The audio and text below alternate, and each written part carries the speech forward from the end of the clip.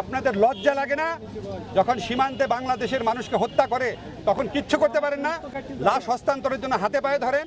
শোকে পরিণত হওয়ার আগে এখনো যেন আপনাদের বোধোদয় হয়, এটাই আমার আপিল থাকতো। আপনি শোনেন, আমার একটা কথা বলি, এই আন্দোলনের সময় যেভাবে সাজোয়াজান হেলিকপ্টার সেনাবাহিনী ব্যবহার করা হয়েছে, আমি তাদের উদ্দেশ্যে বলি, আপনাদের লজ্জা লাগে না?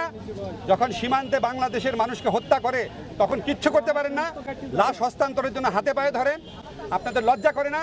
মিয়ানমার বারবার বাংলাদেশের স্থল সীমা অতিক্রম করে অ্যাটাক করে এই করে চুপচাপ বসে থাকেন। সব বীরত্ব, সব অস্ত্র বাংলাদেশের তরুণদের উপর। আপনাদের লজ্জা হওয়া উচিত।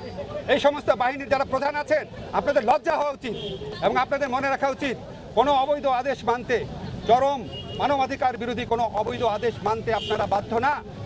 আপনারা আজকে যে কাজ করেছেন, কেউ বেশি করেছেন, কেউ কম করেছেন, আপনাদের পরিবারে আপনাদের